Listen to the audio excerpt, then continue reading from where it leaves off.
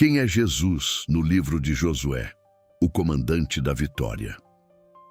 O Jordão ainda corria diante do povo quando o peso da promessa finalmente se tornou real.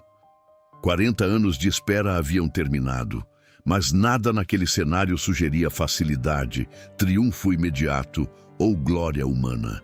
A terra prometida estava logo adiante, porém separada por águas profundas, por memórias de fracasso e por um silêncio que carregava mais tensão do que qualquer grito de guerra. O deserto havia ficado para trás, mas a travessia não era apenas geográfica, era espiritual. Antes que qualquer espada fosse empunhada, antes que muralhas fossem cercadas, antes que o nome de Josué fosse associado à conquista, o céu já havia decidido quem realmente comandaria aquela história. A promessa não dependia da força do povo, nem da habilidade de um general. Ela repousava na fidelidade de Deus, que nunca abandona aquilo que Ele mesmo decretou. O livro de Josué se abre não como um manual de guerra, mas como um tribunal silencioso onde a soberania divina é reafirmada. O que estava em jogo não era apenas a posse de Canaã, mas a revelação de quem lidera quando o impossível se impõe diante dos olhos humanos.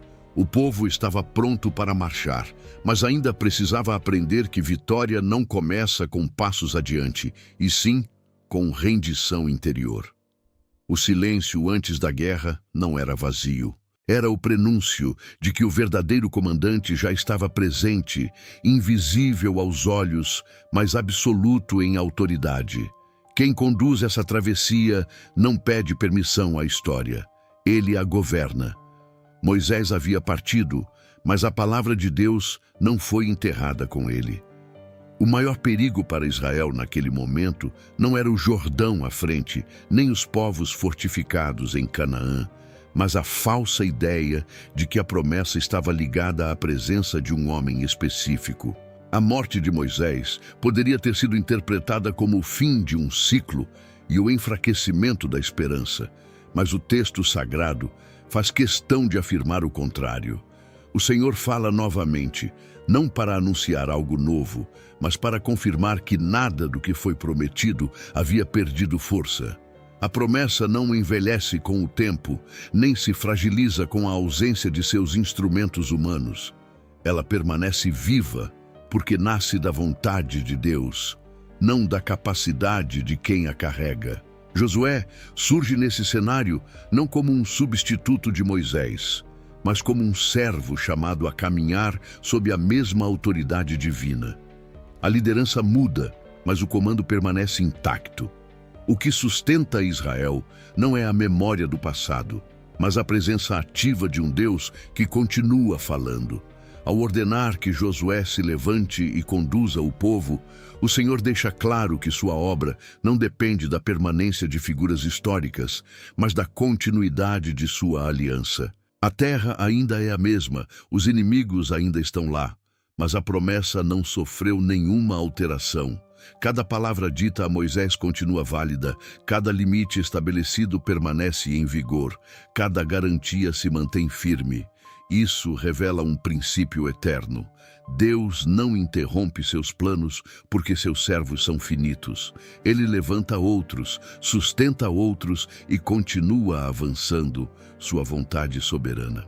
O livro de Josué começa ensinando que a verdadeira segurança não está em líderes carismáticos, mas na fidelidade imutável do Senhor.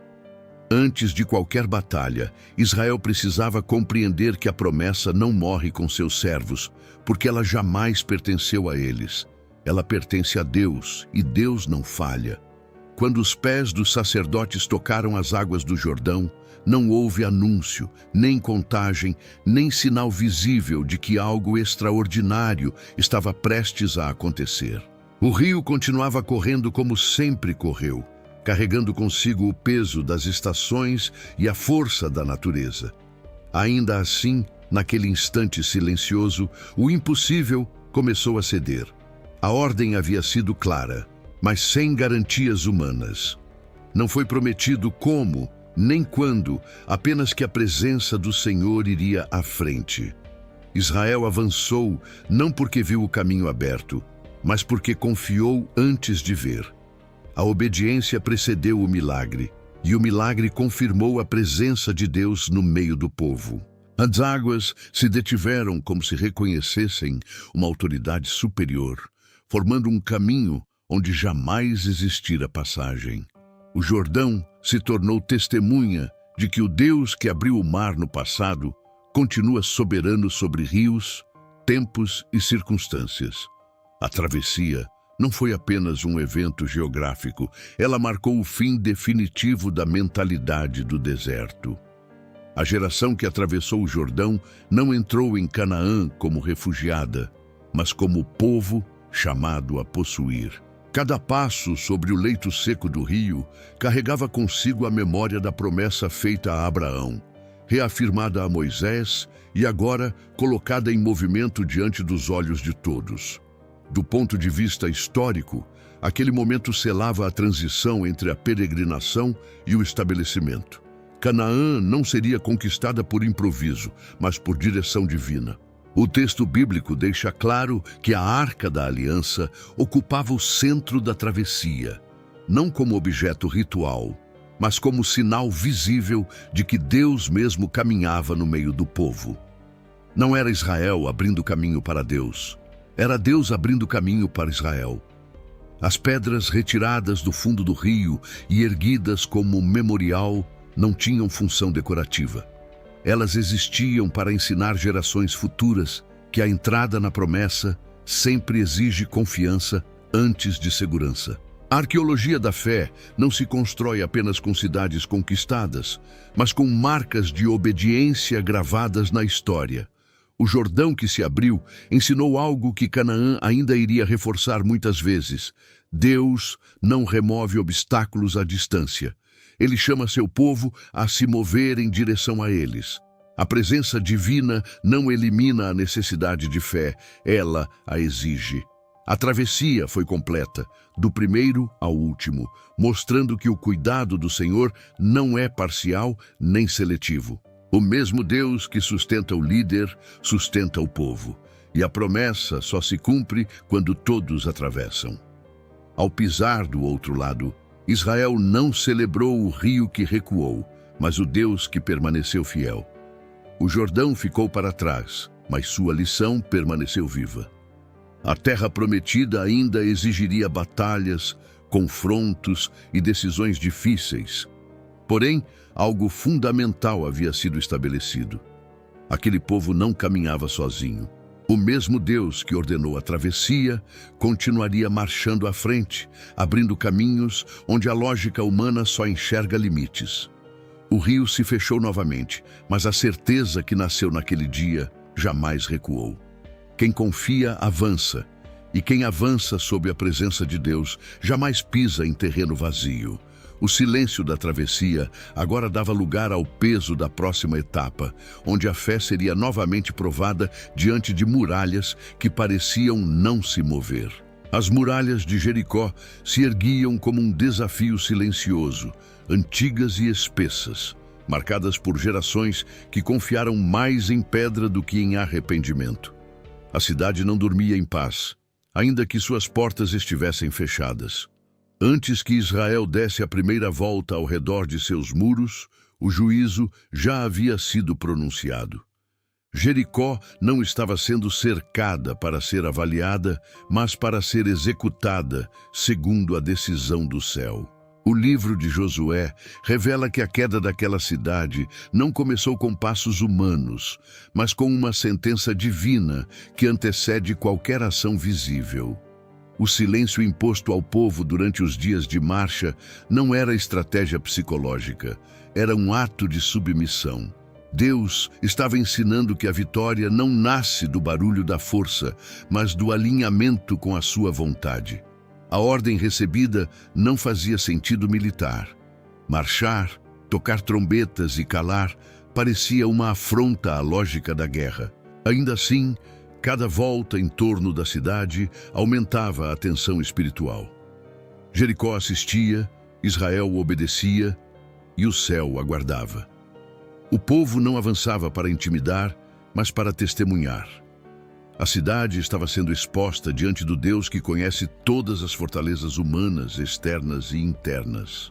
Arqueologicamente, Jericó era conhecida por suas defesas formidáveis, por muros duplos e por sua posição estratégica. Biblicamente, porém, ela se tornaria um memorial eterno de que nenhuma estrutura erguida contra Deus permanece de pé. O silêncio do povo não era fraqueza, era reverência. Eles estavam aprendendo que a presença do Senhor substitui qualquer necessidade de demonstração humana de poder. Quando o 7º dia chegou, algo mudou no ar. As trombetas soaram, não como anúncio de ataque, mas como proclamação de autoridade. O grito que se seguiu não foi um pedido de ajuda, mas um ato de obediência final. Naquele momento, o invisível se manifestou no visível. As muralhas caíram, não porque foram abaladas por som, mas porque já não tinham permissão para permanecer. Deus não derrubou Jericó para exaltar Israel, mas para revelar que Ele é quem luta por seu povo. A vitória não foi conquistada, foi recebida. Nenhuma espada abriu caminho, nenhum plano humano foi celebrado. Tudo apontava para a mesma verdade. Quando Deus decide agir, até o silêncio se torna instrumento de juízo. A queda de Jericó carregava um peso profético. Ela anunciava que a entrada na terra prometida não seria marcada por glória humana, mas por santidade exigente. O despojo foi consagrado, a cidade foi colocada sob juízo total, e Israel foi advertido de que aquela vitória não poderia ser tratada como troféu pessoal. Jericó ensinou que a primeira conquista precisava estabelecer o padrão espiritual de todas as outras. Deus não aceita ser apenas um aliado, Ele exige ser o centro. A cidade caiu para mostrar que a promessa se cumpre quando o povo entende quem realmente governa a batalha. Enquanto os escombros ainda se assentavam, algo maior estava sendo preparado. A vitória revelou a força da obediência, mas também expôs o perigo da autoconfiança. O silêncio que derrubou Jericó agora dava lugar a uma nova prova, onde o maior inimigo não estaria atrás de muralhas, mas escondido no coração do próprio povo. A história avançava, e com ela a exigência de fidelidade se tornava ainda mais profunda. A vitória em Jericó ainda ecoava na memória do povo quando Israel voltou os olhos para uma cidade muito menor, aparentemente insignificante diante da grandeza do que já havia sido conquistado. Ai não possuía muralhas imponentes nem fama entre as nações, e exatamente por isso se tornou o cenário onde a confiança mal direcionada encontrou seu limite. O erro não começou no campo de batalha, mas na convicção silenciosa de que a presença de Deus poderia ser presumida. Após uma vitória recebida sem esforço humano, Israel passou a medir o futuro pela experiência recente, não pela dependência contínua do Senhor. A decisão de avançar com poucos homens revelou uma mudança sutil, porém profunda. O povo começou a agir como se a promessa garantisse sucesso automático, independentemente da obediência. A derrota foi rápida e desconcertante. Homens fugiram, corações se derreteram, e aquilo que parecia seguro tornou-se motivo de medo. O texto bíblico não suaviza o impacto desse momento. Israel, que havia atravessado o Jordão com confiança e visto muralhas ruírem sem combate, agora recuava diante de uma cidade menor. A questão não era militar, mas espiritual. Deus havia retirado sua presença não como punição arbitrária, mas como revelação necessária. Havia pecado no meio do povo, oculto sob a aparência de vitória. Aquilo que foi consagrado ao Senhor em Jericó havia sido tomado para benefício pessoal. O triunfo anterior, em vez de gerar temor, produziu descuido. A presença divina não acompanha presunção, e a promessa não protege desobediência deliberada. Josué se prostra, rasga as vestes e clama, não como general ferido, mas como servo confrontado. A resposta do Senhor não traz consolo imediato, mas correção direta. O problema não estava na força do inimigo, mas na quebra da aliança. Deus não permite que seu nome seja associado a um povo que tenta avançar carregando o pecado escondido. Antes de qualquer nova batalha, o que precisava ser tratado não era a estratégia, mas o altar. A purificação precedeu a restauração da vitória. O pecado foi exposto, julgado e removido, e somente então o Senhor voltou a declarar sua presença no meio de Israel. Historicamente, esse episódio estabelece um princípio que atravessa toda a Escritura. Deus não negocia sua santidade em nome do progresso. Ele não acelera a promessa, ignorando a verdade. A derrota em Ai não foi um atraso no plano divino, mas parte essencial dele. Israel precisava aprender que a conquista da terra exigiria mais do que coragem. Exigiria temor contínuo, obediência diária e discernimento espiritual. Nenhuma vitória passada garante fidelidade futura. Cada passo precisa ser dado sob a mesma dependência que marcou a travessia do Jordão. Quando Ai finalmente caiu, não foi apenas uma cidade que foi vencida. Foi uma mentalidade que foi corrigida. Israel avançou novamente, agora consciente de que a presença do Senhor não é um direito automático, mas um privilégio que acompanha aqueles que caminham em verdade. A derrota ensinou o que a vitória inicial não havia ensinado plenamente. Deus luta por seu povo, mas não se submete às expectativas humanas. Ele conduz a história com justiça, não com pressa. A próxima revelação, porém, iria ainda mais fundo. Antes de novas campanhas, Josué precisaria compreender algo decisivo sobre quem realmente comandava aquela guerra. A noite se aproximava de Jericó quando Josué se afastou do acampamento. As vitórias e derrotas recentes ainda pesavam sobre seus ombros, e o futuro exigia decisões que nenhuma experiência passada podia resolver. Foi nesse espaço entre a expectativa humana e a soberania divina que algo inesperado aconteceu. Um homem estava em pé diante dele, empunhando uma espada desembainhada, não como ameaça comum, mas como sinal de autoridade absoluta. Josué não o reconheceu como aliado nem como inimigo imediato. A pergunta que brotou de seus lábios revelou a mentalidade de quem ainda tentava compreender a guerra em termos humanos. Estás conosco ou com os nossos adversários? A resposta não ofereceu conforto nem alinhamento estratégico. Não, como comandante do exército do Senhor, agora cheguei. Aquelas palavras mudaram tudo. O conflito deixou de ser sobre Israel contra Canaã e passou a ser sobre a vontade de Deus se impondo sobre toda a terra. O comandante não veio apoiar planos humanos, mas substituí-los. Ele não pediu permissão para liderar, nem explicou intenções. Sua presença era suficiente. Josué caiu com o rosto em terra, não por medo, mas por reconhecimento. O gesto foi imediato, instintivo, profundamente espiritual. Ele compreendeu que não estava diante de um mensageiro comum, mas de uma manifestação da autoridade divina que governa guerras, destinos e alianças. A ordem seguinte confirmou o peso daquele encontro. Tira as sandálias dos pés, porque o lugar onde estás é santo. O campo de batalha se tornou solo sagrado, não porque a terra mudou, mas porque Deus estava ali. Esse momento revela algo essencial sobre o livro de Josué. A conquista da terra não avança por liderança carismática nem por estratégia aprimorada, mas pela submissão total ao verdadeiro comandante. A espada desembainhada não simbolizava apenas juízo contra Canaã, mas autoridade sobre Israel. Deus não se coloca a serviço da nação. A nação existe para servir aos seus propósitos.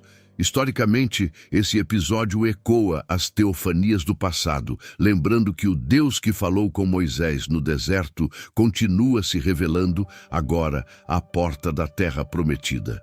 O fogo não desceu, o monte não tremeu, mas a santidade se manifestou com a mesma intensidade. O encontro não produziu discursos longos, nem novas instruções militares. Ele produziu alinhamento. Josué não saiu daquele lugar com um plano mais elaborado, mas com uma compreensão mais profunda. A guerra não seria vencida por força humana, mas pela obediência radical àquele que já havia decidido o resultado. A presença do comandante do exército do Senhor estabelece um princípio que atravessa toda a revelação bíblica. Deus não entra em nossas batalhas para fortalecê-las. Ele redefine completamente o que está em jogo. A verdadeira pergunta nunca foi se Deus estava do lado de Israel, mas se Israel estava disposto a se submeter à vontade de Deus. Quando Josué se levantou, nada havia mudado ao redor. Jericó continuava de pé, as muralhas ainda lançavam sombras longas e o povo aguardava instruções. Mas algo havia mudado dentro dele. Ele agora sabia que não marchava à frente do exército por mérito próprio. Ele seguia alguém que já estava ali antes da primeira batalha. O comandante não chegou para iniciar a guerra. Ele revelou que sempre esteve presente. A partir daquele momento, cada conquista, cada derrota evitada e cada passo dado na terra prometida carregaria essa marca. Deus não divide o comando. Ele o assume por completo. E quando isso acontece, a vitória deixa de ser um objetivo humano e passa a ser consequência da rendição. Cada batalha que se seguia avançava os limites de Canaã, mas revelava algo que ia além da posse de território. A guerra nunca foi apenas por terra, embora a terra fosse prometida. O que estava sendo estabelecido ali não era um império sustentado por força militar, mas um povo moldado pela presença de Deus. Canaã não era o prêmio final. Era o cenário onde a obediência seria provada repetidas vezes. Cada cidade conquistada ensinava que o Senhor não estava interessado em acumular vitórias humanas, mas em formar um povo que aprendesse a viver sob sua autoridade. A espada avançava, mas era o coração que estava sendo tratado. Os relatos de conquista no livro de Josué carregam um peso espiritual que muitas vezes passa despercebido. Deus não instrui Israel a tomar a terra como quem acumula poder político, mas como quem responde a um chamado santo. As batalhas não eram aleatórias nem movidas por ambição. Elas seguiam um propósito claro, ligado ao juízo sobre a corrupção moral de Canaã e ao cumprimento das promessas feitas séculos antes. A terra não estava sendo tomada de forma arbitrária.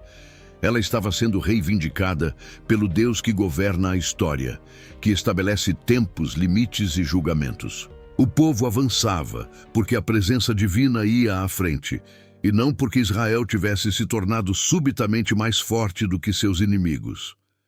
Historicamente, Canaã era um mosaico de cidades-estados, cada uma com seus próprios deuses, cultos e práticas profundamente corrompidas.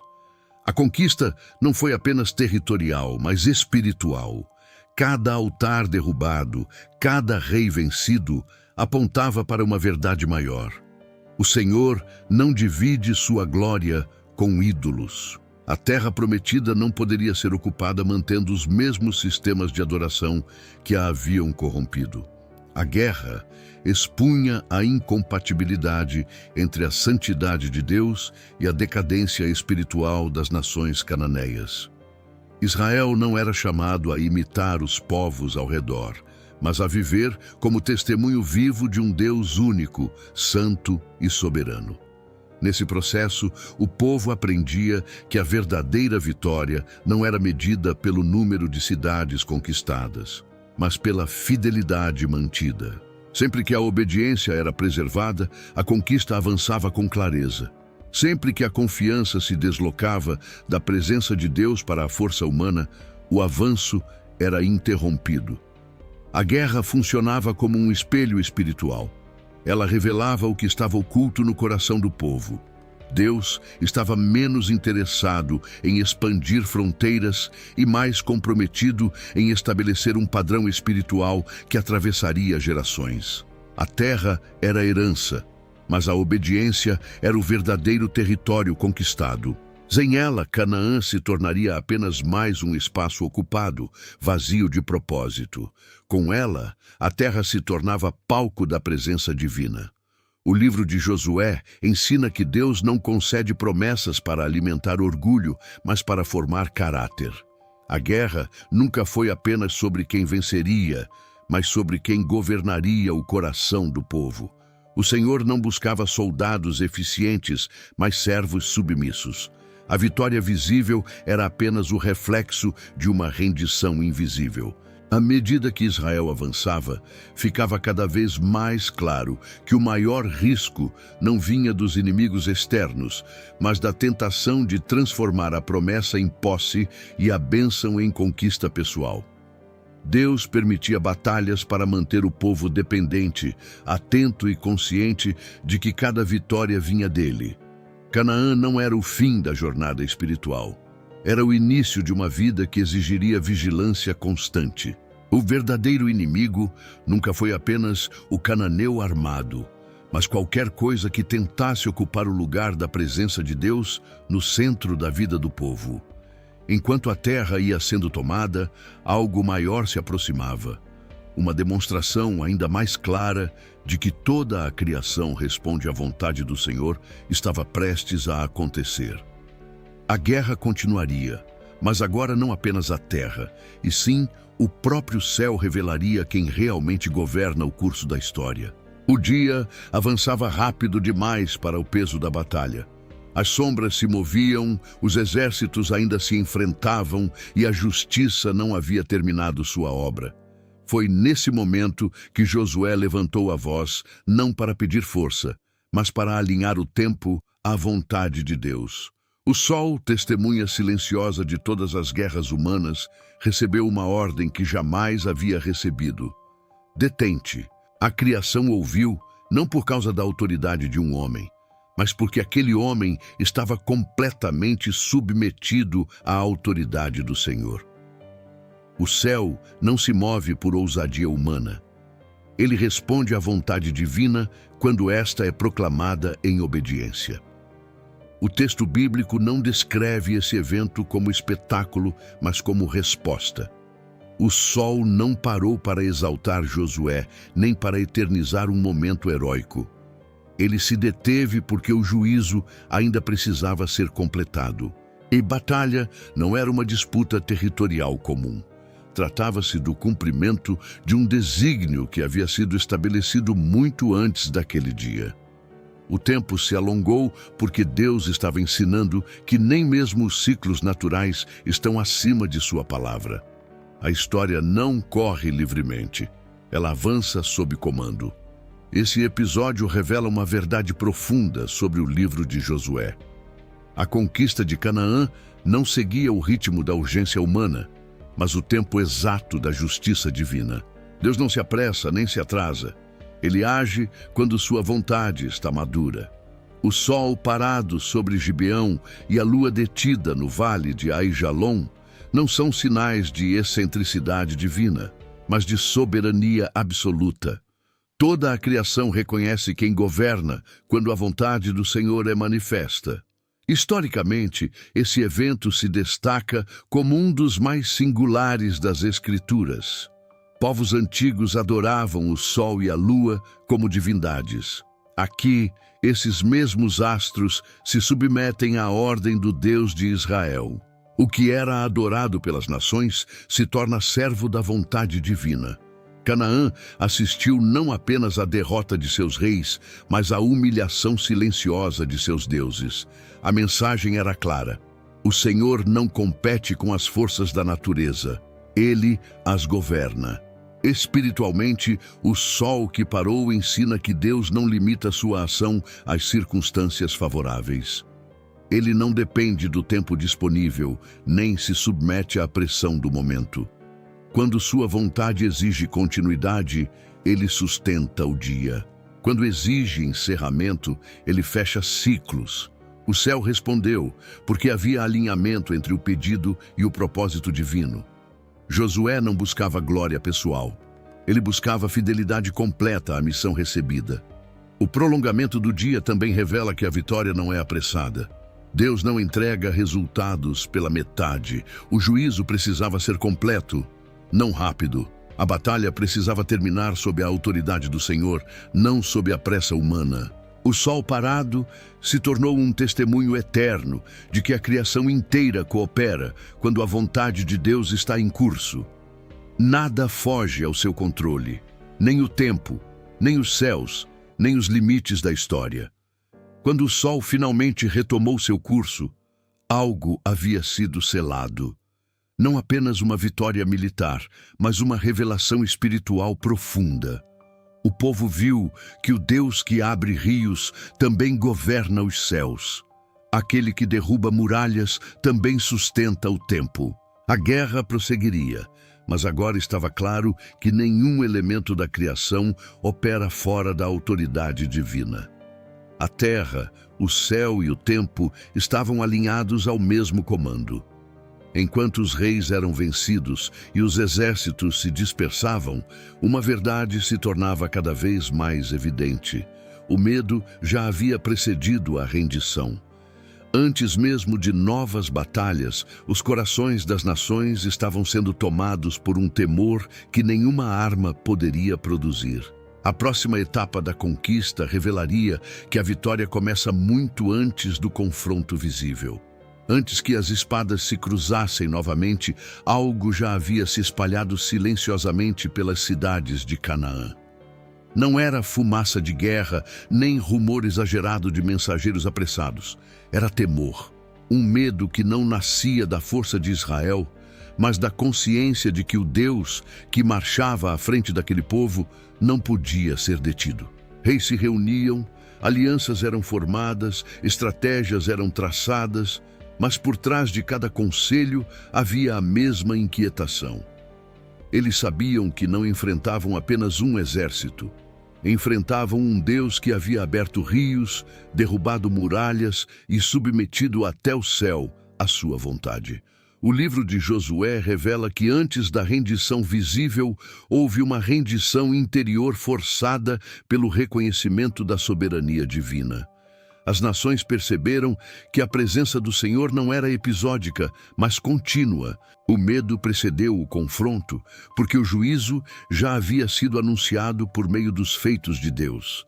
O coração dos reis se derreteu não quando viram Israel se aproximar, mas quando compreenderam que não havia como resistir ao Deus que governava aquela marcha. O temor se espalhou como uma sombra longa que antecede o pôr do sol.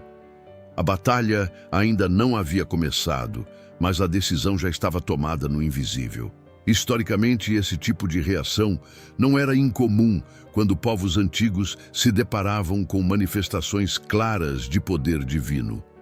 Relatos de derrotas inesperadas, fenômenos inexplicáveis e vitórias sem lógica militar criavam um ambiente psicológico de colapso. Canaã não caiu apenas por ataques diretos, mas por uma erosão interna da confiança de seus líderes. Eles tentaram resistir, mas já sabiam que estavam diante de algo que ultrapassava a esfera humana. O medo não os levou ao arrependimento, mas à tentativa desesperada de autopreservação. A diferença entre Israel e as nações não estava na ausência de medo, mas na resposta a ele. Um povo se rendia à vontade de Deus. O outro se armava contra ela. Esse temor generalizado revela uma verdade espiritual profunda. Deus não precisa entrar em combate para estabelecer sua autoridade. Às vezes, ele vence antes que a batalha comece. O coração humano reconhece, mesmo contra a própria vontade, quando está diante de algo maior do que si mesmo. Os reis de Canaã lutavam não por esperança de vitória, mas por recusa em se submeter. O medo que os dominava não produzia transformação, apenas endurecimento. A história mostra que quando o temor não conduz ao arrependimento, ele se torna combustível para a rebelião final. Para Israel, esse cenário trazia uma lição silenciosa.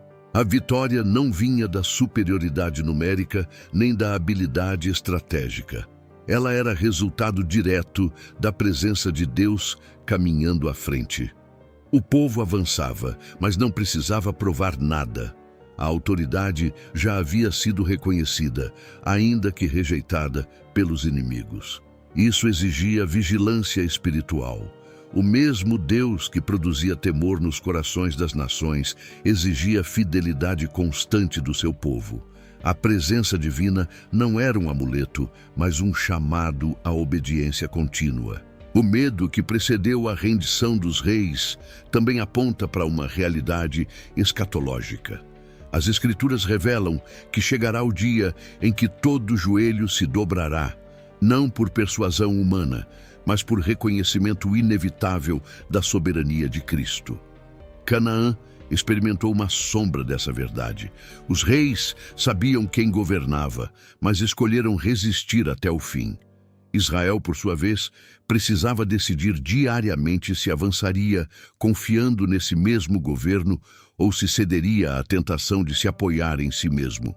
À medida que as alianças inimigas se formavam, a tensão espiritual aumentava. A guerra não estava apenas nos campos, mas nos corações. O medo havia aberto caminho para o confronto final, onde a misericórdia de Deus ainda se manifestaria de forma inesperada. Mesmo em meio ao juízo, a fidelidade divina revelaria que sua aliança não se sustenta na perfeição humana, mas na constância do seu caráter.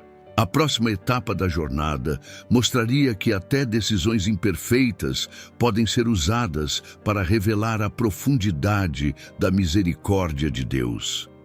Quando os mensageiros chegaram com roupas gastas, sandálias remendadas e provisões envelhecidas, Israel não percebeu que estava diante de um teste tão decisivo quanto qualquer batalha. As palavras pareciam humildes, a história soava coerente, e a aparência reforçava a narrativa de distância e urgência. Tudo indicava que aqueles homens vinham de longe, mas o texto revela que algo essencial foi ignorado. Israel consultou a lógica, avaliou os sinais visíveis, mas não buscou a direção do Senhor. O engano não entrou pela força, mas pela pressa. Não veio como ameaça, mas como proposta conveniente. Os gibeonitas sabiam que não venceriam Israel pela guerra. O temor que havia se espalhado por Canaã os levou a escolher um caminho diferente. Eles reconheceram a soberania do Deus de Israel, mas tentaram se aproximar sem rendição plena. Não se colocaram contra, mas também não se submeteram com verdade. O acordo foi selado rapidamente, sustentado por juramento, sem que o Senhor fosse consultado. A aliança foi firmada não por rebeldia consciente, mas por descuido espiritual. Israel havia aprendido a vencer batalhas difíceis, mas ainda precisava aprender a discernir situações aparentemente simples. Quando a verdade veio à tona, a frustração foi inevitável. O povo percebeu que havia sido enganado, mas o juramento já havia sido feito diante do Senhor. A resposta de Josué revela maturidade espiritual em meio ao erro. A aliança não foi quebrada, não porque o engano fosse justo, mas porque o nome de Deus havia sido invocado. A fidelidade do Senhor exigia que o compromisso fosse honrado, mesmo quando firmado sob circunstâncias imperfeitas. Isso revela um princípio profundo.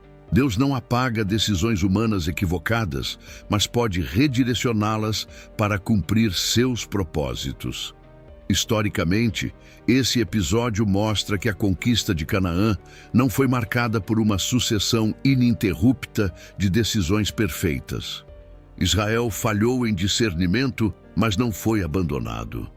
A misericórdia divina se manifesta não apenas corrigindo o caminho, mas sustentando o povo mesmo quando ele tropeça. Os gibeonitas não foram destruídos, mas integrados como servos. Eles permaneceram vivos, não por mérito próprio, mas porque a palavra havia sido empenhada. A justiça de Deus não se expressa apenas em juízo, mas também em fidelidade àquilo que foi prometido, ainda que sob erro humano. Espiritualmente, esse relato ensina que nem todo perigo se apresenta como confronto direto. Algumas ameaças se disfarçam de oportunidade. Nem toda decisão errada nasce de má intenção. Muitas nascem da ausência de oração. Israel aprendeu que consultar a Deus não é um detalhe reservado às grandes batalhas, mas uma necessidade constante. A presença do Senhor não elimina a possibilidade de erro, mas oferece correção quando o coração permanece sensível. O engano revelou a limitação humana, mas também destacou a constância do caráter divino. A permanência dos gibeonitas no meio do povo tornou-se um lembrete contínuo de que a fidelidade de Deus não depende da perfeição do seu povo. Eles serviam junto ao altar, próximos do lugar de adoração, como testemunho silencioso de que a misericórdia alcança até aqueles que se aproximam de forma imperfeita. Deus não aprovou o engano, mas usou suas consequências para ensinar que sua aliança é sustentada pela verdade do seu nome, não pela precisão humana. Enquanto Israel seguia adiante, carregava consigo a marca daquela decisão. A conquista continuaria, mas agora com uma consciência mais profunda. Nem toda vitória é externa, e nem todo erro encerra a jornada. Deus permanece fiel, mesmo quando seus servos falham, e sua presença continua guiando aqueles que aprendem a se submeter, inclusive por meio das próprias falhas. A história avançava, e com ela surgia uma nova etapa. Depois do engano e da misericórdia revelada, viria o tempo em que a terra aprenderia a descansar sob o governo de Deus. Quando o barulho das batalhas começou a diminuir, não foi porque os inimigos haviam desaparecido por completo, mas porque Deus havia estabelecido limites claros. A terra entrou em descanso, não por ausência de ameaças, mas porque o governo do Senhor havia sido afirmado. O livro de Josué deixa claro que o repouso não nasce do controle total das circunstâncias, mas da certeza de que a promessa está firmada. A espada foi embainhada não como sinal de vitória humana absoluta, mas como reconhecimento de que Deus havia cumprido o que prometera. O descanso não foi improvisado, ele foi concedido. A narrativa bíblica mostra que, após longas campanhas, o Senhor deu descanso a Israel de todos os seus inimigos ao redor. Essa declaração carrega um peso espiritual profundo. Descanso não significa inatividade, mas estabilidade sob autoridade divina. A terra podia respirar porque Deus havia estabelecido sua ordem. Canaã ainda continha povos, desafios e tensões latentes, mas algo essencial havia mudado. O povo não avançava mais em incerteza. Avançava a partir de uma promessa cumprida. A diferença entre cansaço e descanso não estava no cenário externo, mas na segurança interna produzida pela fidelidade de Deus. Historicamente, esse período marca a transição entre a conquista e a consolidação. Israel não recebeu a terra como um território vazio, mas como uma herança que exigiria vigilância contínua. O descanso não era permissão para descuido, mas oportunidade para enraizamento. Deus não concede descanso para afastar o povo de si, mas para aprofundar sua dependência. A estabilidade expõe o coração tanto quanto a guerra. No campo de batalha, a fé é testada pela ameaça. No descanso, ela é testada pela acomodação. Espiritualmente, esse momento revela que o verdadeiro descanso não vem da ausência de conflitos, mas da presença de Deus governando o interior. A promessa não foi dada para gerar ansiedade constante, mas confiança contínua. O Senhor não conduziu Israel por anos de guerra para abandoná-los à própria sorte quando a poeira baixou. Ele permaneceu como centro da vida nacional, lembrando que a terra só permaneceria segura enquanto o coração do povo permanecesse submisso. O descanso era uma dádiva, mas também uma responsabilidade. O texto deixa claro que nenhuma palavra de tudo o que o Senhor havia prometido falhou. Essa afirmação ecoa como um selo sobre toda a narrativa. Deus não cumpriu parte da promessa, nem a ajustou às circunstâncias. Ele a cumpriu plenamente. O descanso em Canaã se torna um testemunho histórico e teológico de que a fidelidade de Deus não depende da constância humana. Mesmo com falhas, atrasos e correções ao longo do caminho, o propósito divino permaneceu intacto. Isso não exalta o homem, mas glorifica o caráter de Deus. Esse descanso aponta para algo maior. Ele não é o fim último, mas um sinal. Canaã ofereceu repouso temporário, mas revelou a necessidade de um descanso mais profundo.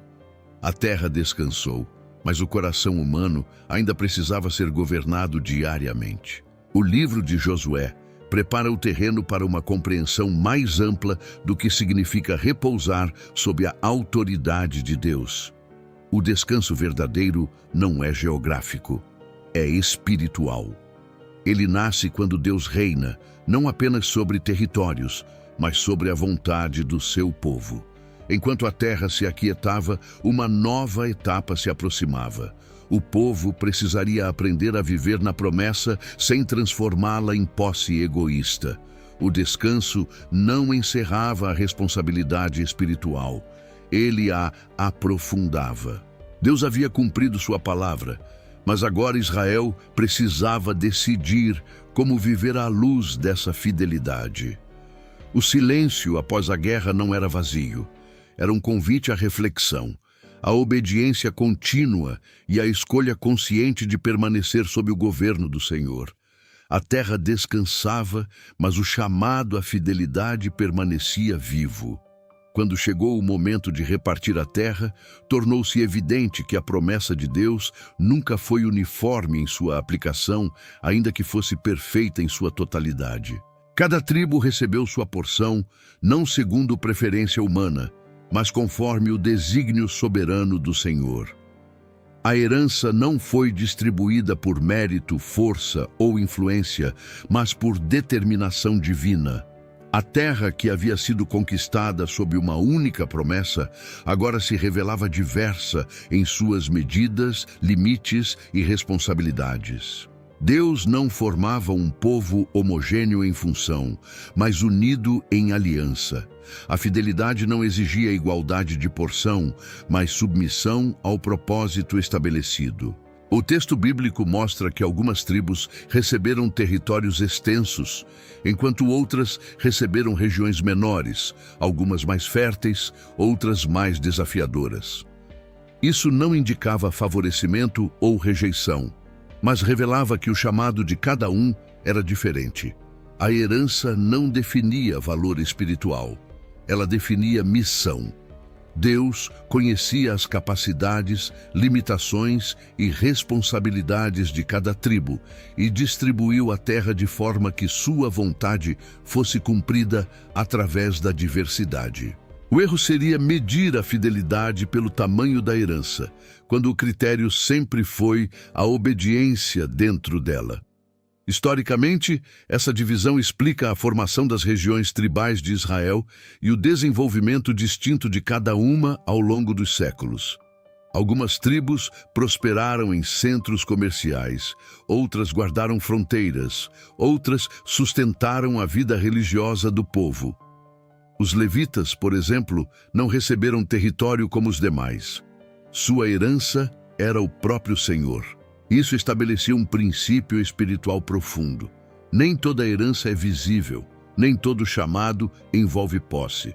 Alguns são chamados a sustentar espiritualmente aquilo que outros administram fisicamente. A ausência de terra não significava ausência de propósito. Espiritualmente, essa distribuição confronta a tendência humana de comparar caminhos. Deus não chama todos para o mesmo campo, nem entrega a mesma medida de responsabilidade. A fidelidade não está em desejar a herança do outro, mas em cuidar bem daquela que foi confiada.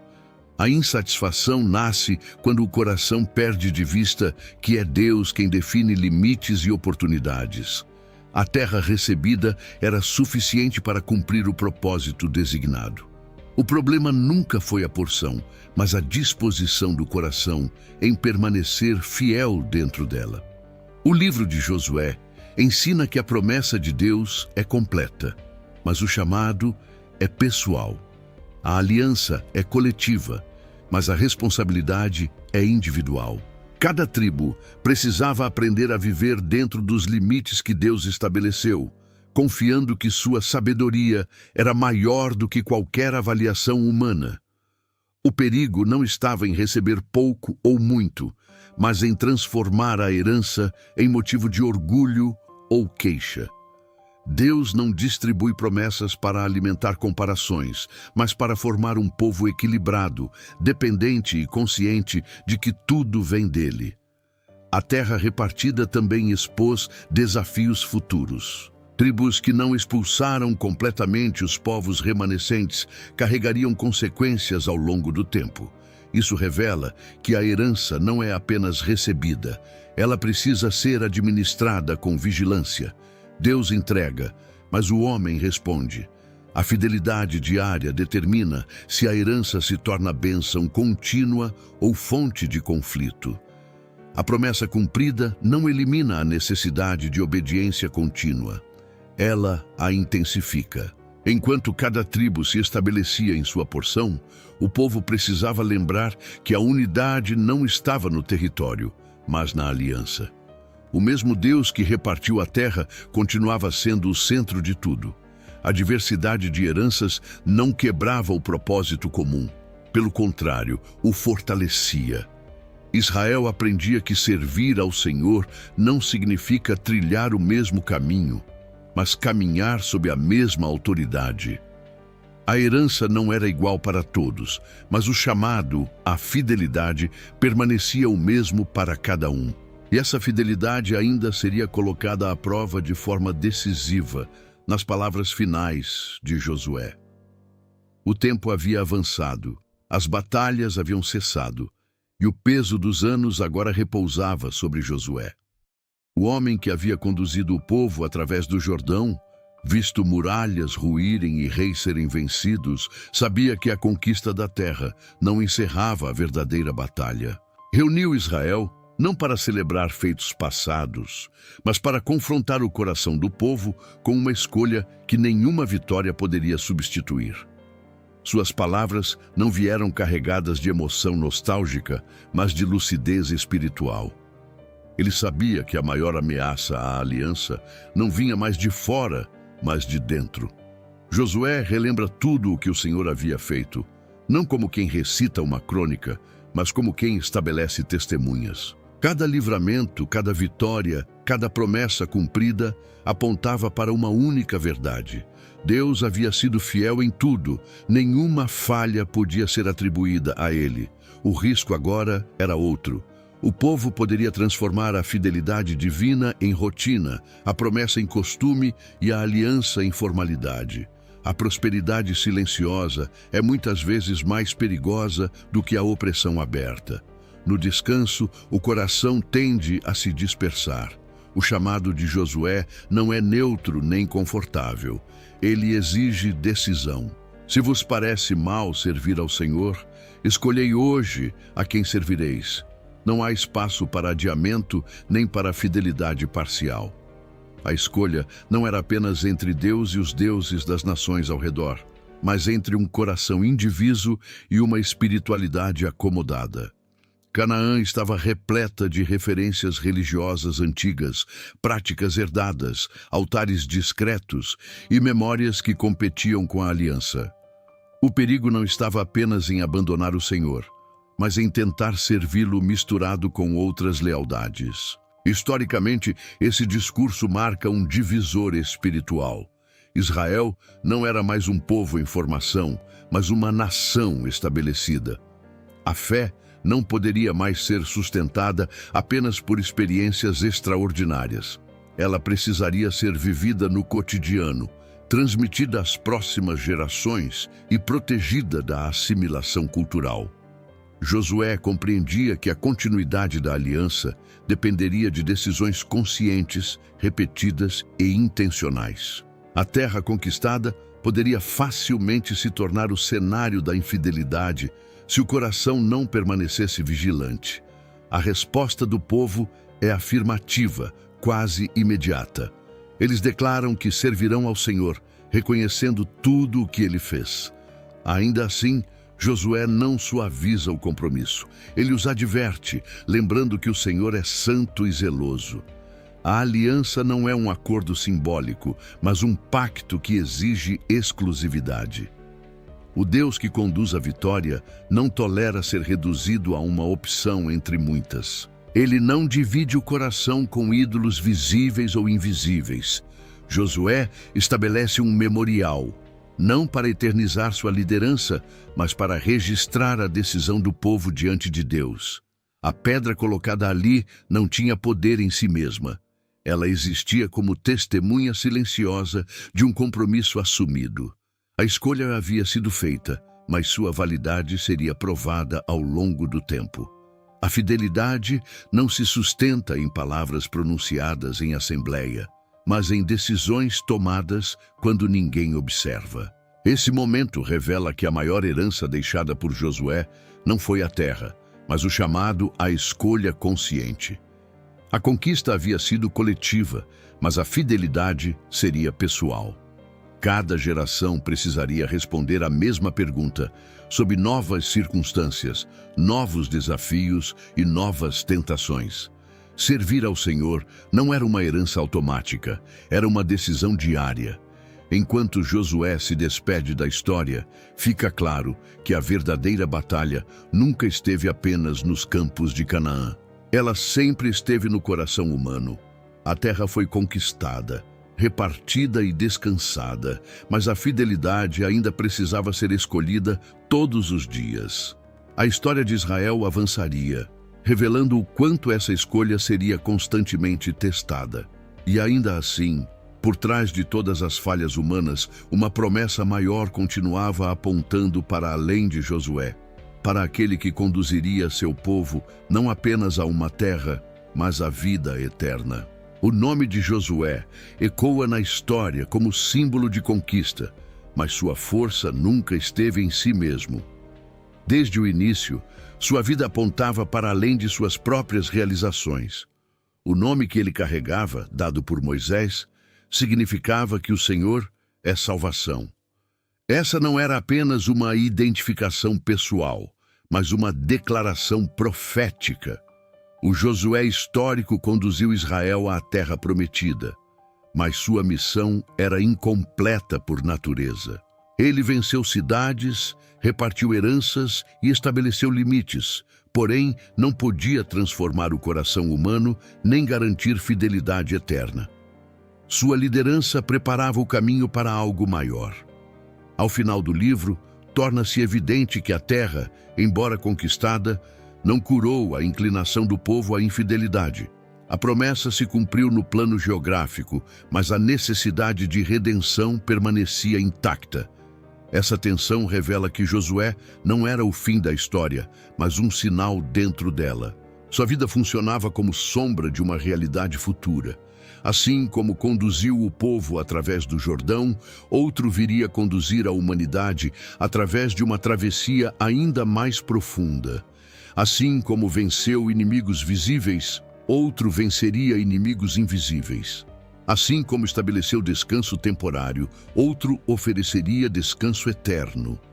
A Escritura permite que essa conexão emerja de forma natural. O nome de Jesus na língua original carrega o mesmo significado de Josué. Ambos apontam para a ação salvadora de Deus, mas em escalas diferentes. O Josué do Antigo Testamento liderou um povo limitado a um território. O Cristo eterno lidera um povo chamado de todas as nações. Um conduziu a Canaã terrena, o outro conduz ao reino que não pode ser abalado. A conquista de cidades preparou o entendimento para uma conquista muito maior, a vitória sobre o pecado e a morte. Historicamente, Josué estabeleceu Israel como nação. Teologicamente, ele revelou a necessidade de um líder que fosse mais do que servo fiel. O povo precisava de alguém que não apenas recebesse a palavra do Senhor, mas que fosse a própria palavra. Precisava de um comandante que não apenas lutasse por eles, mas que entregasse a si mesmo por eles. A espada desembainhada diante de Jericó apontava para um juízo necessário, mas também anunciava que o verdadeiro conflito não se encerraria ali. A justiça de Deus exigia algo que a terra prometida não podia oferecer sozinha. Cristo surge como o verdadeiro Josué, não porque repete os feitos antigos, mas porque os completa. Ele não derruba muralhas físicas, mas destrói separações espirituais. Ele não conquista cidades, mas corações. Ele não estabelece fronteiras geográficas, mas inaugura uma nova aliança selada com seu próprio sangue. O descanso que Josué proporcionou foi real, mas provisório. O descanso que Cristo oferece é definitivo. Ele não depende de território nem de circunstâncias externas. Ele nasce da reconciliação entre Deus e o homem. O livro de Josué termina, mas a promessa continua viva. O povo entra na terra, mas a humanidade ainda aguarda a redenção plena. Essa tensão final prepara o leitor para compreender que toda a história bíblica caminha em direção a Cristo. Josué cumpriu sua missão com fidelidade, mas deixou claro que algo maior ainda era necessário. O verdadeiro comandante não apenas lidera batalhas, ele transforma destinos. Ao reconhecer Jesus como o verdadeiro Josué, a narrativa se completa. A conquista deixa de ser apenas memória histórica e se torna convite espiritual. A pergunta já não é sobre quais cidades precisam ser vencidas, mas sobre quem governa o coração. O Cristo revelado aponta para uma vitória que não termina com a morte de um líder, mas permanece viva para sempre. A promessa que começou com Abraão, avançou com Moisés e se manifestou com Josué, encontra sua plenitude em Jesus. Nele, a vitória não é temporária, a herança não é limitada e o descanso não pode ser perdido. A história não terminou quando as últimas fronteiras foram estabelecidas, nem quando Josué descansou com seus pais. O silêncio que se seguiu não foi o fim da voz de Deus, mas a confirmação de que ele nunca deixou de marchar. O comandante que se revelou com a espada desembainhada não pertence a um tempo específico, nem a um único cenário histórico. Ele permanece. Canaã foi apenas um palco inicial, onde a soberania divina se manifestou de forma visível, preparando o entendimento humano para algo muito maior do que a posse de uma terra. O livro de Josué encerra sua narrativa mostrando um povo estabelecido, mas não completo. A promessa foi cumprida, mas o coração humano continuava vulnerável. Isso revela uma verdade essencial. A presença de Deus não se limita a momentos de conquista. Ela se manifesta de forma contínua, chamando a vigilância, a rendição e a fidelidade diária. O comandante da vitória não se ausenta quando a guerra cessa. Ele governa também no tempo do descanso, no silêncio das decisões cotidianas e nas escolhas que não são vistas por multidões. Cristo, o verdadeiro Josué, continua marchando à frente da história. Ele não conduz seu povo por meio de espadas físicas, mas pela autoridade da verdade. Ele não derruba muralhas de pedra, mas fortalezas erguidas na mente e no coração. Ele não chama para uma guerra de expansão territorial, mas para uma batalha espiritual que define eternidade. A vitória que ele oferece não depende de circunstâncias favoráveis nem de força humana. Ela nasce da rendição completa à sua autoridade. Assim como Josué precisou se prostrar diante do comandante do exército do Senhor, todo aquele que reconhece Cristo é confrontado com a mesma escolha. Não se trata de perguntar se ele está ao nosso lado, mas de reconhecer que ele já está no comando. A verdadeira vitória começa quando cessamos a tentativa de liderar nossa própria história e nos submetemos àquele que a governa desde o princípio. A espada ainda está desembainhada, não para ameaçar os que se rendem, mas para afirmar que o governo pertence ao Senhor. A marcha continua, não rumo a uma Canaã terrena, mas em direção ao reino que não pode ser abalado. Cada passo de obediência, cada decisão tomada à luz da verdade, cada renúncia silenciosa se torna parte dessa jornada. O comandante da vitória não abandona seu povo no meio do caminho. Ele conduz até o fim. A promessa que começou com uma terra encontra sua plenitude em uma vida transformada. A pergunta final permanece ecoando, atravessando gerações, culturas e circunstâncias. Quando ele se revela, você tenta liderar ou se prostra? A resposta a essa pergunta não define apenas um momento espiritual, mas o rumo de toda a vida. A vitória não pertence aos fortes, nem aos estrategistas, nem aos que confiam em si mesmos. Ela pertence àqueles que reconhecem que o comando nunca lhes pertenceu. O comandante ainda marcha, e ele chama seu povo não apenas para vencer, mas para segui-lo.